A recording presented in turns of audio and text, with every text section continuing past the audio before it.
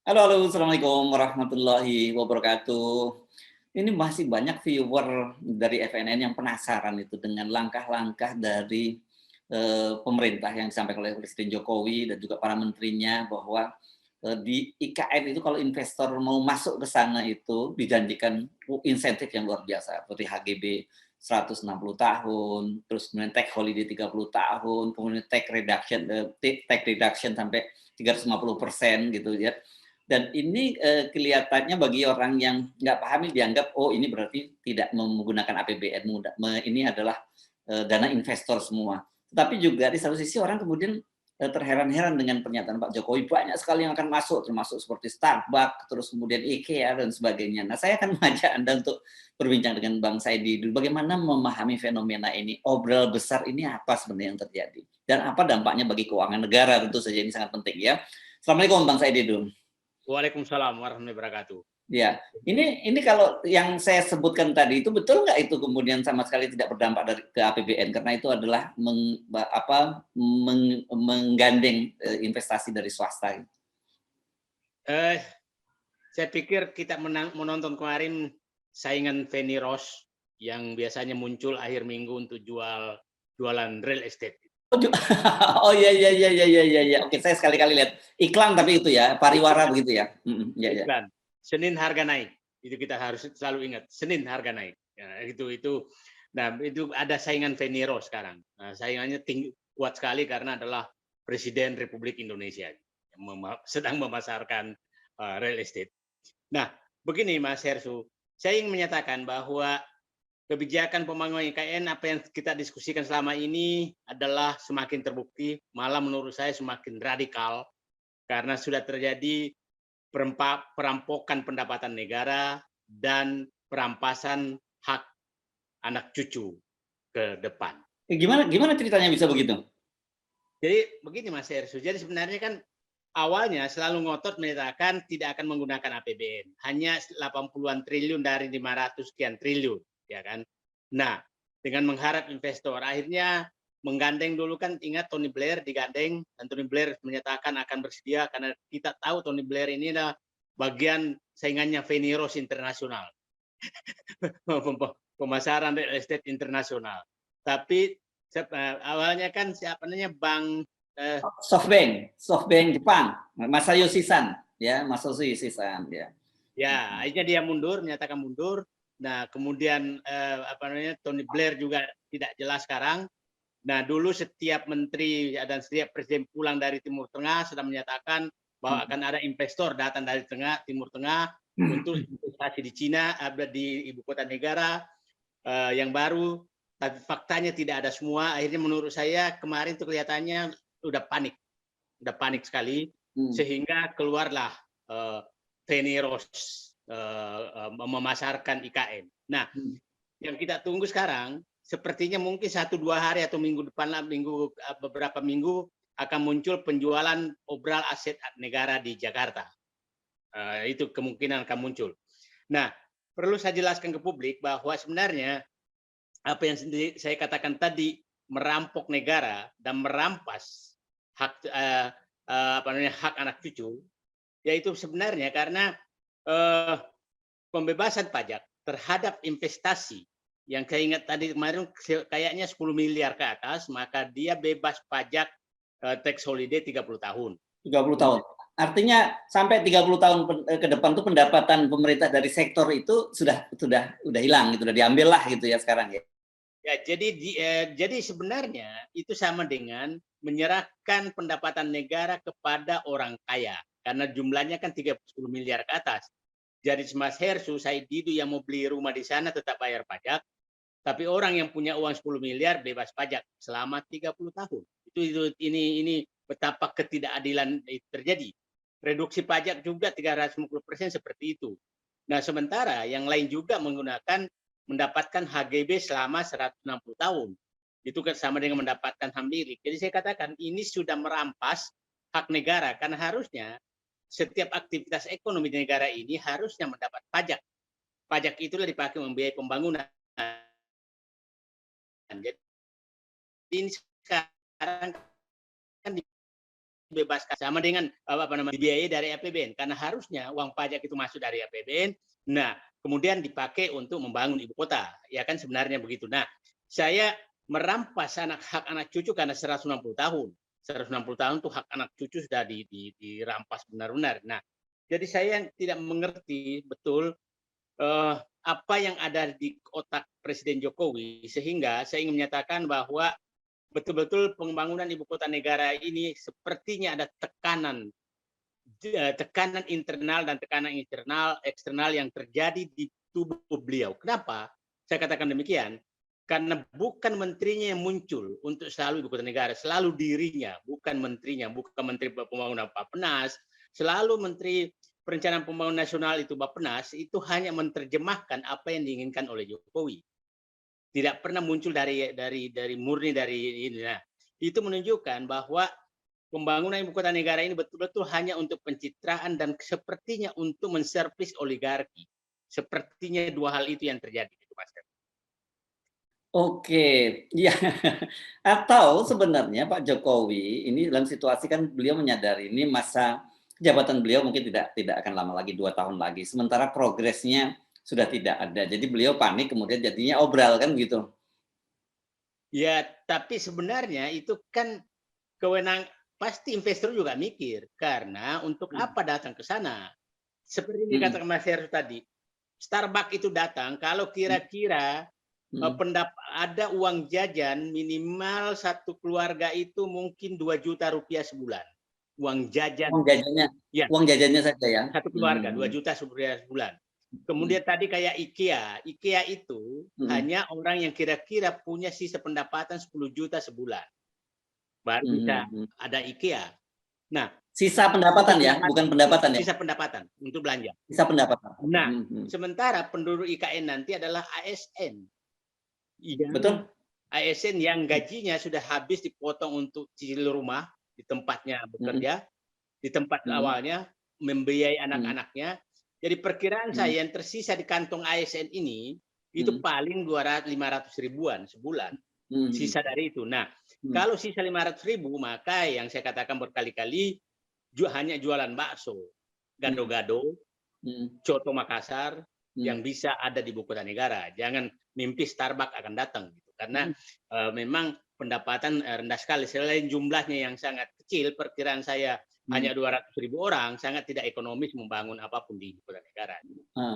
Ya, dan artinya kan sebenarnya para investor itu sendiri, seperti katakanlah mereka kayak Starbucks atau bahkan IKEA. Saya sepakat IKEA, ini saya juga sering banding-bandingkan itu. Seperti di Jakarta aja, itu hanya kota-kota tertentu, wilayah-wilayah tertentu kan yang dia pilih, misalnya seperti BSD. Saya tidak tahu Jakarta pasti juga ada. Tapi sejauh yang saya tahu ya, seperti di Bekasi, Depok pun mereka nggak masuk gitu, karena dianggap mungkin daya belinya tidak sampai gitu. Jadi kayak IKEA di mana-mana pun itu kira-kira dia ada di kompleks perumahan yang luasnya itu 1.000 meter rata-rata. Sekitar itu dia. Kalau masih 500 meter itu Starbucks adanya. Kalau di bawah ini ya warung-warung kecil, Alfamart, Indomaret, ya itu gampangannya begitu. Ya, kira-kira seperti itu, Mas. Jadi kalau sekitar BSD, kebetulan IKEA dekat rumah saya, jadi saya paham betul. IKEA Tangerang, kemudian Alam Sutra, Modern Land, kompleks-kompleks sekitar Tangerang ini memang rumah-rumah yang ya kira-kira harga yang di atas 5 miliar. Itu baru ada IKEA. Jadi kalau di IKN nggak mungkin lah itu terjadi. Jadi saya hanya menyatakan, saya sangat berharap Bapak Presiden Jokowi tolonglah ambisi pribadi dikurangi. Karena itu hanya menjadi beban rakyat, dan apabila Bapak teruskan terus, maka betul-betul Bapak merampas hak negara lewat pembebasan pajak. Lewat pembebasan pajak itu namanya merampas hak negara dan memberikan dan merampok hak negara dan merampas warisan anak cucu. Berhentilah melakukan itu. Take holiday 30 tahun itu artinya mereka bebas pajak sampai 30 tahun ya, artinya gitu ya bahasa mudahnya ya. Nah, itu yang sering saya kritik. Sementara pajak PBB, kemudian PPN, kemudian pajak-pajak lain untuk orang kecil kan dinaikkan terus. Tapi pajak orang kaya dilakukan terus pengurangan. Berkali-kali orang kaya dapat pengampunan pajak, tax holiday 2 kali, ya kan? Sekarang investor-investor dari luar negeri selalu dapat pembebasan pajak 20 tahun, 30 tahun. Nah, ini menurut saya kenapa orang kaya selalu dibebaskan dari pajak, sementara orang miskin dinaikin pajaknya. Nah, itu untuk mengejar membayar utang, kan aneh. Orang kaya dibebaskan pajaknya, orang miskin diambilin pajaknya untuk membayar utang. Itu menurut saya memang ya, di hati pemimpin ini kelihatannya rasa keadilan itu agak hilang. Oke, tapi begini ya, katakanlah ini sudah diobrol murah gitu ya, dan biasanya kan kalau orang udah obrol itu kan menunjukkan barang itu tidak laku. Tetapi kalau kita lihat situasi perekonomian dunia gitu ya, di mana orang juga di negara-negara lain juga mengalami resesi, menurut Anda apakah obral besar ini bisa akan menarik para investor untuk masuk? Kita beginilah, yang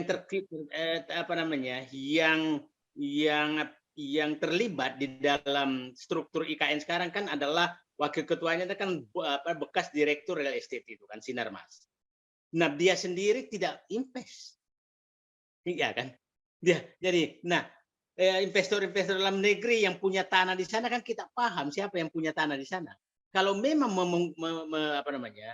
menjanjikan ekonomi di ibu kota negara, maka Presiden Jokowi tidak berubah menjadi Penny Rose. Karena pasti yang punya tanah akan jangan terlalu sering nih disebut Penny Rose, nanti kita dianggap ikut jualan juga kayak dia. Oke, jadi marketing lah gitu ya, jangan terlalu jadi apa semacam marketing agency gitu ya Pak Jokowi, kira-kira gitu ya. Jadi kasihan juga presiden saya ini, masa pemilik tanah di sana di IKN itu meminta Jokowi menjadi pemasar gitu. Ya, itu kasihan juga dia, tapi presiden juga mau gitu melakukan itu. Nah, karena yang diuntungkan ya orang yang punya tanah, bukan negara sama sekali. Kenapa? Karena negara sudah membebaskan pajak dan melakukan reduksi pajak. Jadi Pak Jokowi melakukan pemasaran betul-betul untuk pemilik tanah yang ada di ibu kota negara. Ya, tapi seperti tadi kan kelihatannya kan prospeknya juga dalam situasi sekarang beratlah, orang cenderung menahan uang cashnya untuk untuk investasi yang kemudian prospeknya masih belum jauh. Tetapi kalau kita apalagi seperti kalau Pak Jokowi kemudian bukan hanya jadi pemasaran loh, Pak Jokowi nagih juga. Kemarin salah satunya yang ditagih misalnya Ciputra, kelompok Ciputra yang ditagih. Kapan katanya janjinya komitmen semacam ini? Kan kalau memang itu menarik, pasti orang nggak usah ditagih-tagih, mereka akan berebut kan, berlomba-lomba untuk investasi di sana gitu. Ya, mungkin awalnya mereka menganggap bahwa ada prospek, tapi kan semakin hari semakin kelihatan tidak ada prospek.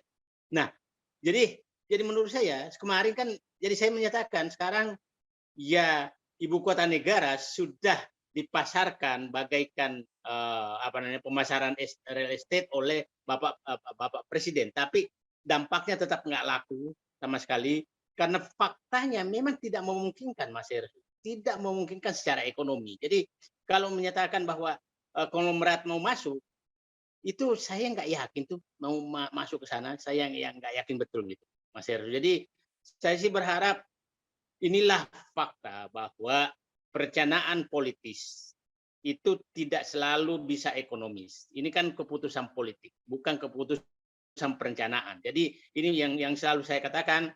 Saya berharap siapapun pengganti presiden berikutnya, janganlah perencanaan politis mendominasi pembangunan di Indonesia. Itu akan menjadi masalah. Yang selalu saya katakan, itu ada 3 tahapan perencanaan yang mulai dari bawah, perencanaan teknis teknologis, perencanaan birokratis, dan keputusan politik. Itu sebenarnya alur kebijakan pengambilan keputusan. Oke, jadi kalau kita balik lagi ke soal IKN ini dengan sistem pemasaran yang langsung dilakukan oleh presiden ini, sebenarnya apa yang bisa kita simpulkan, Bang Said itu? Saya katakan bahwa presiden sudah menyadari bahwa ini tidak mungkin diwujudkan. Oke. Maka tidak ada jalan lain adalah kekuatan politik dan kekuasaan yang digunakan untuk mewujudkan tersebut. Ya. Tapi ingat, kepemaksaan kepada orang yang punya uang tidak mungkin bisa dilakukan. Tidak mungkin bisa dilakukan. Jadi saya pikir saya kasihan presiden nanti sudah turun betul derajatnya menjadi bagian pemasaran real estate di IKN, tapi tidak laku juga, karena pasti tidak laku.